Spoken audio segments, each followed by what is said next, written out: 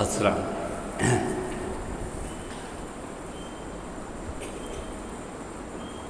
الحمد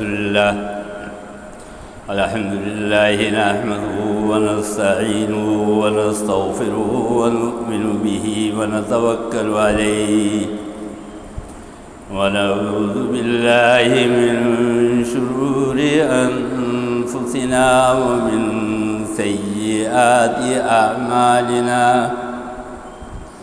من يهده الله فلا مضل له ومن يضلله فلا هادي له ونشهد أن لا إله إلا الله وحده لا شريك له ونشهد أن سيدنا ونبينا ومولانا محمدا عبده ورسوله صلى الله تعالى على خير خلقه محمد وآله وأصحابه أجمعين أما بعد فأعوذ بالله من الشيطان الرجيم بسم الله الرحمن الرحيم يا أيها النبي جاهد الكفار والمنافقين واغلظ عليهم وبئس المصير صدق الله مولانا العظيم وصدق رسوله النبي الكريم ونحن على ذلك من الشاهدين والشاكرين والحمد لله رب العالمين. بزرگان محترم اور برادران عزیز، قرآن کریم کی یہی آیت پہلے گزشتہ جمعہ میں آپ کے سامنے تلاوت کی تھی، اور چونکہ اس وقت دنیا کے بعض اسلامی ممالک جو ہیں وہ جہاد کے اندر مصروف ہیں، اور اس بات کی ضرورت کو ساری دنیا میں محسوس کیا جا رہا ہے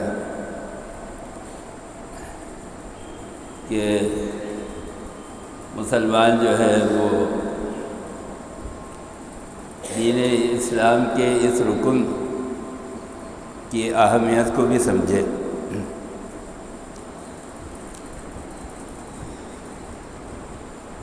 چند بنیادی باتیں جو ضروری ہے وہ آپ کے سامنے عرض کر دیتا ہوں۔ اگر مختصر جملے میں آپ اسلام کا احاطہ کرنا چاہیں، اور اگر مختصر طریقے پہ آپ اسلام کا احاطہ کریں تو وہ یہ ہے کہ دین اسلام تبلیغ سے شروع ہوتا ہے اور جہاد کے اوپر مکمل ہوتا ہے۔ حضور اکرم صلی اللہ علیہ وسلم کی 13 سال کی مکی زندگی ہے، اور اس میں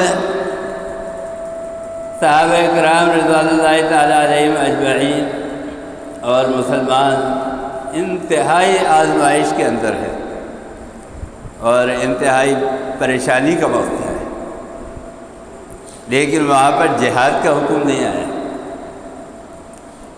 وہاں پر آیا کہ آپ اسلام کی دعوت کو عام کریں، آپ اسلام کی تبلیغ کریں، لوگوں کے اندر اسلام کو پھیلائے، لوگوں کا ذہن جو ہے وہ اسلام کے مزاج کے مطابق بنائے، لوگوں کو اسلام کے لیے تیار کریں۔ جب مسلمان اسلام کے لیے تیار ہو گئے اور ان کا ذہن بن گیا، اور حالت یہ تھی مسلمانوں کی کہ اپنی جان کی پرواہ نہیں کرتے تھے، جان دینے سے دریغ نہیں کرتے تھے، اور ایک ہی کلمہ پڑھتے تھے۔ فرمایا کہ کفر چاہے بہائے میرا لہو، کفر چاہے بہائے میرا لہو، میں نہ چھوڑوں گا لا شریک لہو۔ جب اس کے اوپر آ گئے کہ وحدہ لا شریک کو، اللہ کو چھوڑنا نہیں ہے، اس کلمے کے اوپر رہنا ہے، چاہے جان چلی جائے اس کلمے سے نہیں ہٹنا۔ بس جب یہ مزاج بن گیا تو پھر مدینے کا جو دور ہے، آپ کے 10 سال کی مدینے کی زندگی ہے، وہ سارا کا سارا دور جو ہے وہ جہادی ہے۔ حضور اکرم صلی اللہ علیہ وسلم کو پھر آرام سے اور چین سے، سکون اور راحت سے بیٹھنا نصیب نہیں ہوا۔ ادھر آتے تھے جنگ سے، پھر ادھر دوسری جنگ کی تیاری، پھر ادھر جنگ، پھر ادھر جنگ۔ لیکن آپ کسی کا ذہن بنائے بغیر، کسی کو آپ تیار کیے بغیر، اگر آپ اس کو چھوٹا سا بھی ایک کام کہیں گے کہ بھائی تم نماز پڑھ لو، تو اس کے لیے وہ نماز بھی بھاری ہے۔ اگر آپ نے اس کا ذہن نہیں بنایا اور آپ اس کو کہیں گے کہ بھائی روزہ رکھ لو، تو اس کے لیے روزہ رکھنا بھی مشکل ہوگا۔ اگر آپ نے اس کو تیار نہیں کیا اور آپ اس کو کہیں گے کہ زکوٰۃ دے دو، تو اس کے لیے وہ 2.5% زکوٰۃ نکالنا بھی مشکل ہوگا۔ اسی طرح اگر آپ کسی کو تیار نہیں کریں گے اور آپ اس سے کہیں گے کہ بھائی حج پہ چلے جاؤ، تو اس کے لیے حج کرنا جو ہے وہ مشکل ہوگا۔ آپ پہلے لوگوں کا ذہن بنائیں، اور یہی بات میں اکثر کہتا ہوں کہ یہ جو جمعے کی نشست ہے، جو جمعے کی تبلیغ ہے، اور جس طرح ہم روزانہ تبلیغ کا کام کرتے ہیں، یہ اصل میں لوگوں کو مسجد میں لانے کے لیے اور اللہ کی طرف لانے کے لیے ہے۔ بہت سارے لوگ کہتے ہیں کہ آپ مسائل بیان نہیں کرتے، اور ہم سے نہیں، یہ تمام مولویوں سے یہی شکایت ہوتی ہے کہ آپ جمعے کے اندر مسائل بیان نہیں کرتے۔ بھائی آپ کو کوئی مسئلہ درپیش ہے، ان کو کوئی مسئلہ درپیش ہے، ان کے ساتھ کوئی اور مسئلہ ہے، ان کو کسی دوسری چیز کا معلوم کرنا ہے، ان کو کسی دوسری چیز کا معلوم کرنا ہے۔ یہاں بیٹھ کے اگر آپ بتائیں گے، اگر کوئی حکیم صاحب جو ہے وہ ایک دعوت کرے اور اس دعوت کے اندر سب کو جمع کر لے کہ بھائی جتنے بھی لوگ مریض ہیں وہ میری دعوت کے اندر آ جانا، اور وہاں پر آ کے وہ کسی چیز کے بارے میں، کسی بیماری کے بارے میں بتائے، تو لوگ یہ کہیں گے کہ بھائی ہمیں تو یہ بیماری ہے نہیں، ہم کیا کریں آپ کی اس لیکچر کا اور آپ کی اس نشست کا، ہمیں تو کوئی فائدہ نہیں۔ تو ڈاکٹر کے پاس، حکیم کے پاس وہ آدمی اپنا مسئلہ لے کے جائے گا کہ ڈاکٹر صاحب مجھے یہ بیماری ہے، اس کا علاج کر دیں، یا ڈاکٹر اور حکیم چیک کرے گا کہ بھائی اس کو یہ بیماری ہے، آپ کا یہ علاج ہوگا۔ یہی طریقہ ہے اصلاح کا۔ آپ انفرادی طور پر کسی عالم کے پاس، کسی اللہ والے کے پاس، کسی بزرگ کے پاس جائیں اور جا کے اس کو بتائیں کہ بھائی میں بیمار ہوں، میرے ساتھ یہ پرابلم ہے، مجھے یہ مسئلہ ہے، مجھے نماز میں دل نہیں لگتا، یا میں نماز کی پابندی نہیں کرتا، یا میں جو ہے وہ تبلیغ کی طرف نہیں آتا، میرا علاج کر دیں، تو وہ آپ کا علاج کرے گا۔ اور علاج کیسے ہوتا ہے؟ اللہ والے جب علاج کرتے ہیں تو وہ بڑی حکمت کے ساتھ کرتے ہیں۔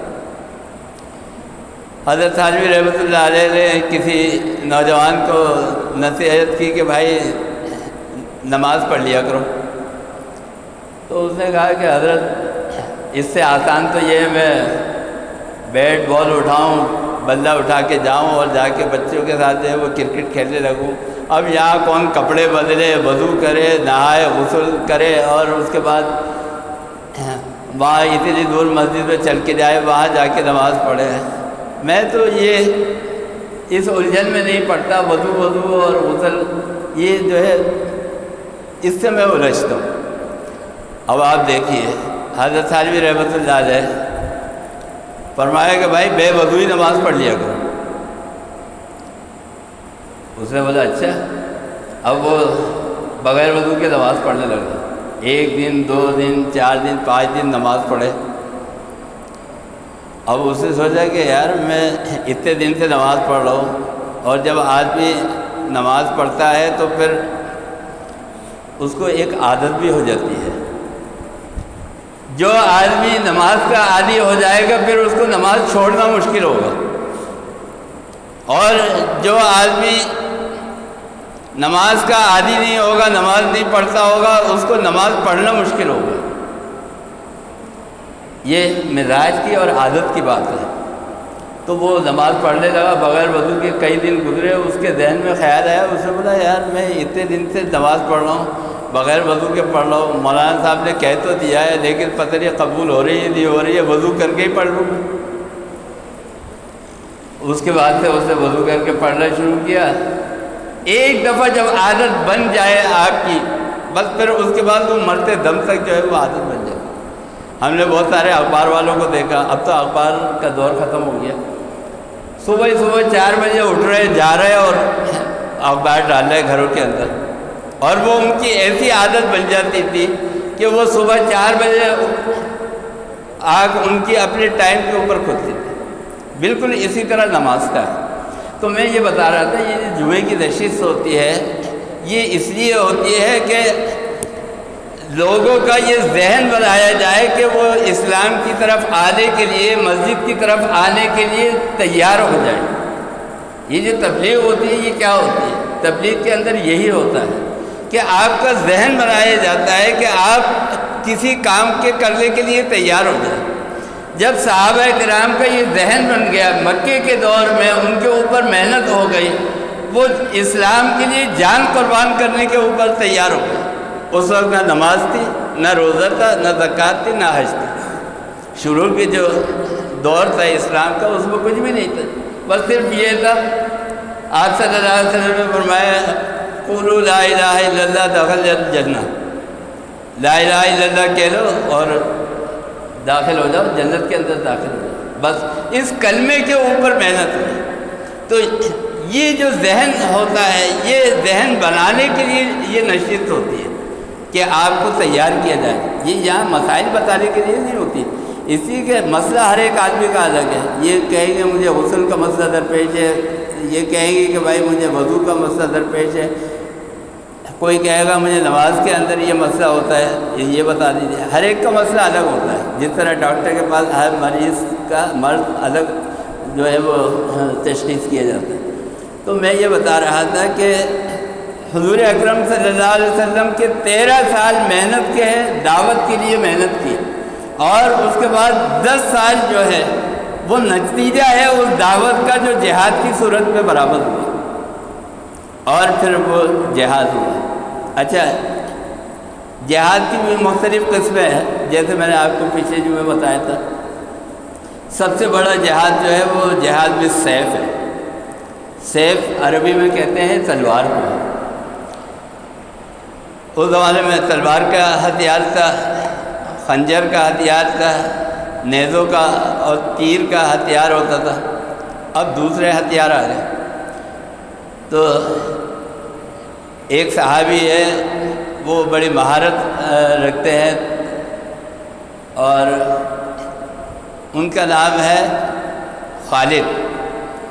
ان کو حضور اکرم صلی اللہ علیہ وسلم نے لقب دیا ہے سیف اللہ کا، اللہ کی تلوار۔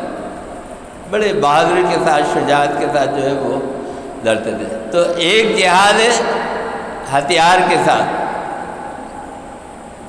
پہلے تلوار سے ہوتا تھا، اب ٹینکوں سے، توپوں سے، میزائلوں سے ہوتا ہے، جہاد بالسیف۔ اور ایک جہاد ہے، وہ ہے جہاد بالمال، مال کے ساتھ۔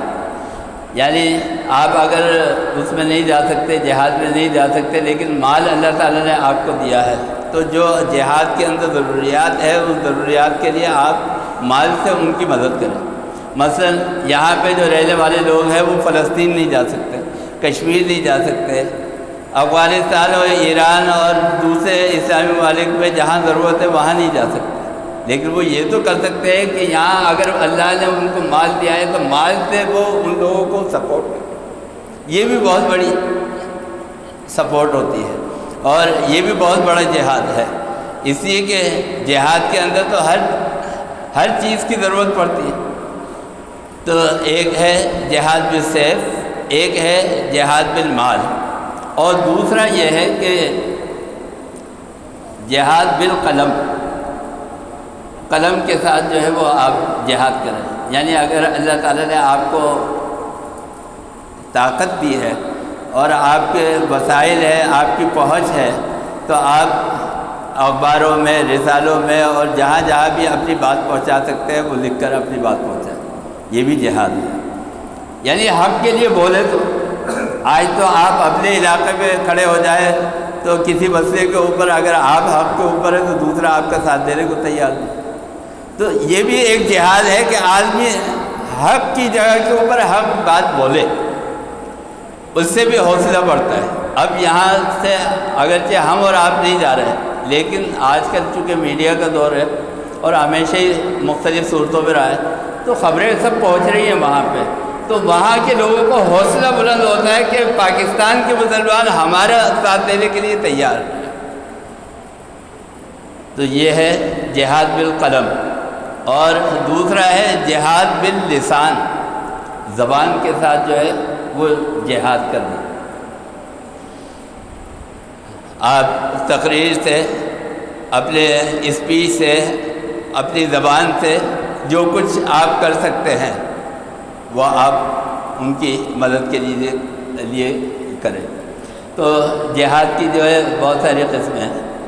ایک جہاد ہے جہاد بالعمل، جو میں نے آپ کو بتایا، یہ جہاد ہے، اصل میں اس کا نام ہے جہاد بالنفس، یعنی نفس کے ساتھ جہاد کرنا۔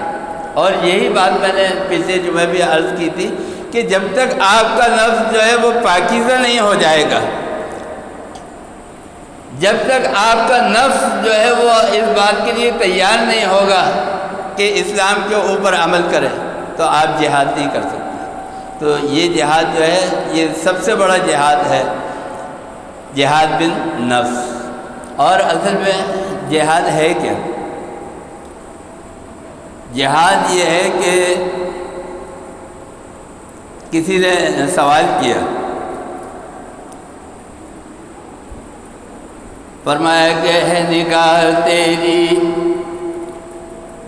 اے میرے دل کی کشاد، آپ کی نگاہ جو ہے وہ ساری دنیا کے اوپر ہے، میں اپنے دل کو کشادہ پاتا ہوں جب آپ سے رہنمائی لیتا ہوں، مجھے ایک رہنمائی کی ضرورت ہے نگاہ تیری اے میرے دل کی کشاد، کھول مجھ پر نقطہ حکم جہاد۔ جہاد کیا ہے یہ مجھے بتائیے، جہاد کی تعریف کیا ہے نگاہ تیری اے میرے دل کی کشاد، ہے نگاہ تیری اے میرے دل کی کشاد۔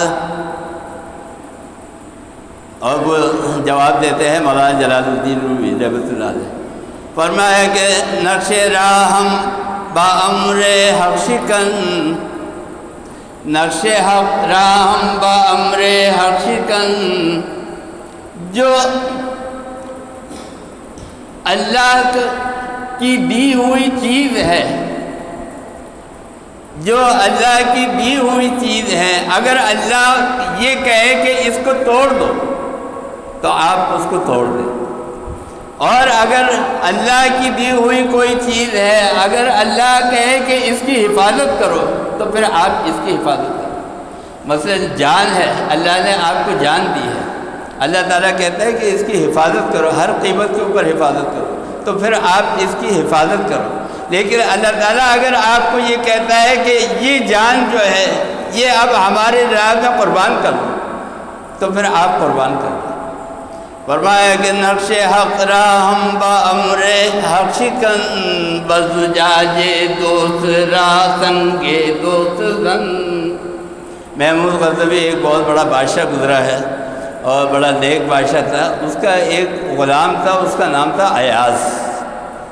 اچھا، یہ محمود غزنوی جو تھا یہ ایاز سے بہت محبت کرتا تھا، تو جو درباری تھے وہ اس سے جلتے تھے، جیلس ہوتے تھے، حسد کرتے تھے، کہتے تھے یہ بادشاہ جو ہے یہ غریب سا آدمی ہے، ایاز نوکر ہے، اس سے جو ہے بادشاہ جو ہے اتنا قرب رکھتا ہے، اس کو اپنے قریب رکھتا ہے، اور ہمیں جو ہے لفٹ نہیں کراتا، ہمیں اہمیت نہیں دیتا۔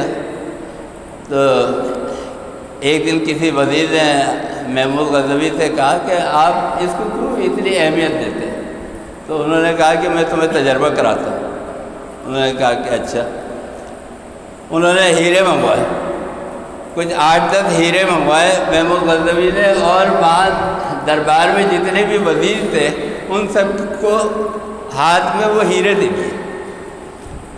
ایک ہیرا جو تھا وہ ایاز کو بھی دے دیا، اور اس کے بعد انہوں نے ایک وزیر سے کہا کہ یہ ہیرا تمہیں دیا ہے، اس کو توڑ دو، زمین پہ مار کے اس کو توڑ دو۔ انہوں نے کہا کہ حضرت اتنا قیمتی ہیرا ہے، یہ میری کیا بجال، آپ کے محل کا ہیرا ہے، اس کو میں توڑ دوں؟ انہوں نے بولا اچھا۔ پھر دوسرے سے کہا، پھر تیسرے سے کہا، پھر چوتھے سے کہا، ہر ایک نے معذرت کی کہ نہیں یہ بہت قیمتی ہیرا ہے، اس کو میں کیسے توڑوں؟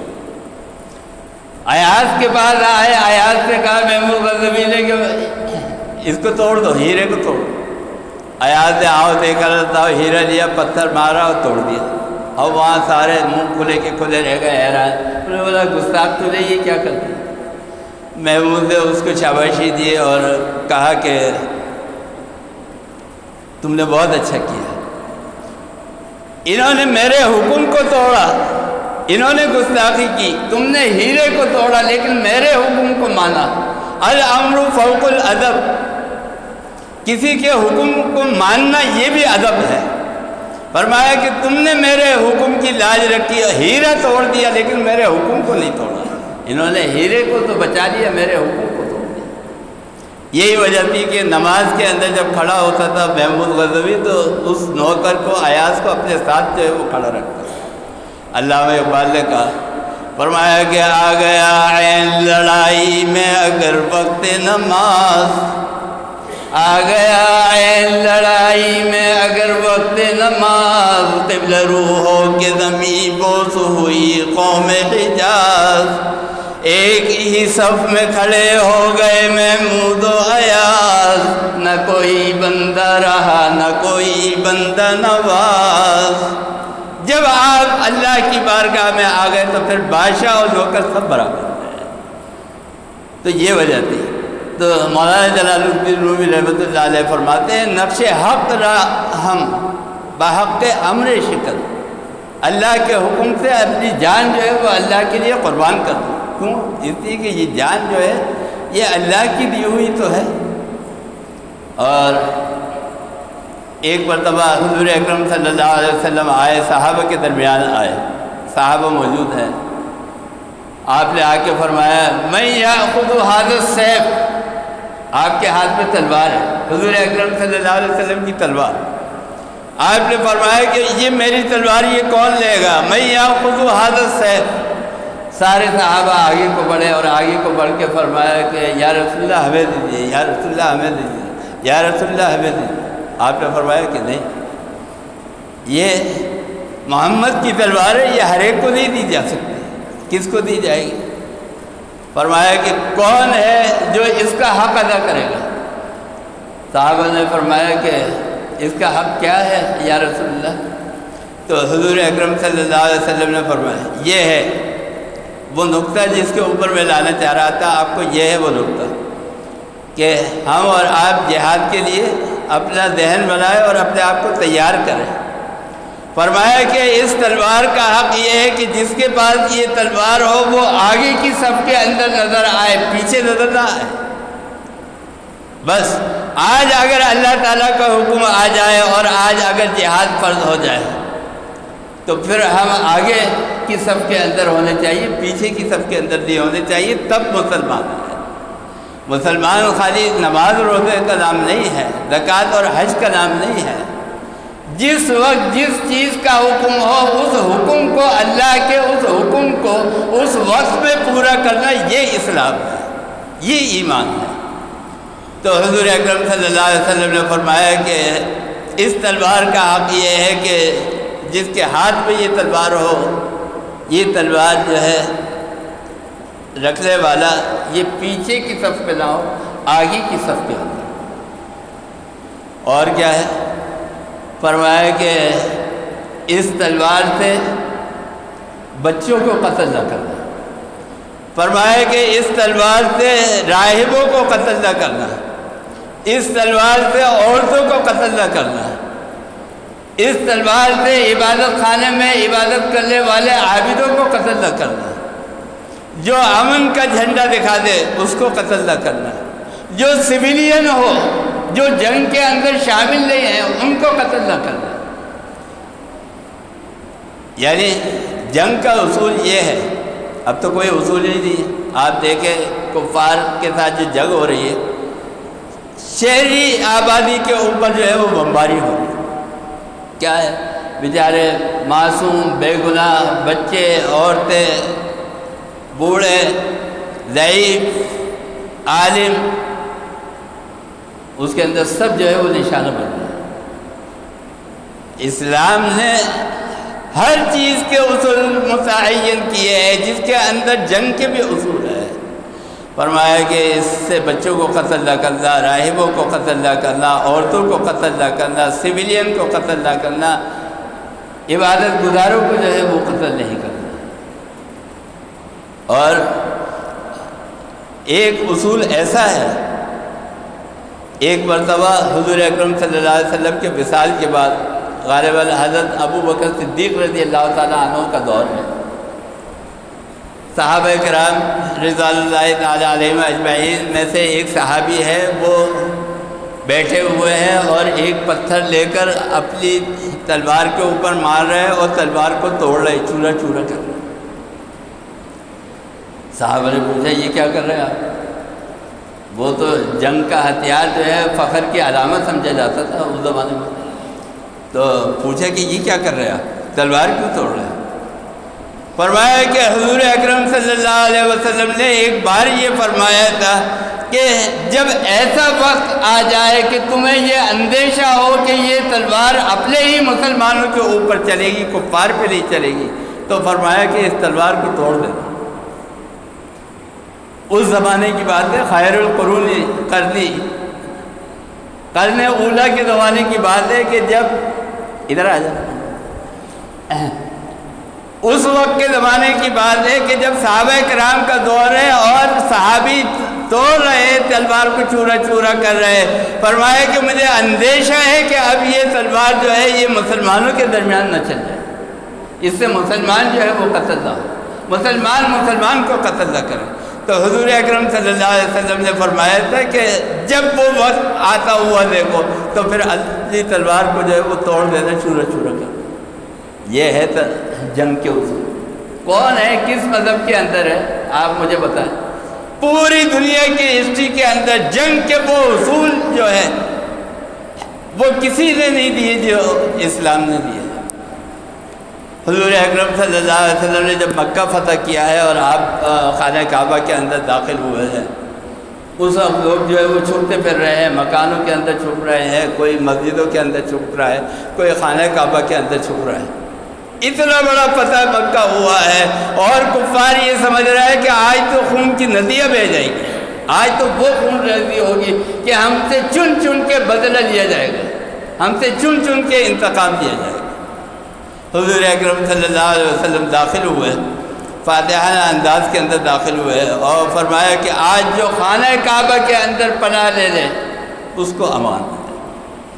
فرمایا کہ آج جو ابو سفیان کے گھر کے اندر پناہ لے لے اس کو امان ہے۔ فرمایا کہ آج جو ہتھیار پھینکتے ہیں اس کو امان ہے۔ فرمایا کہ آج جو امن کا جھنڈا اٹھا لے اس کو امان ہے۔ حضور اکرم صلی اللہ علیہ وسلم نے جو ہے وہ امان کا اعلان کیا ہے، اور بغیر کسی خون ریزی کے تاریخ میں اتنی بڑی فتح جو ہے وہ آج تک رقم نہیں ہوئی جو اس دور کے اندر حضور اکرم صلی اللہ علیہ وسلم نے کی۔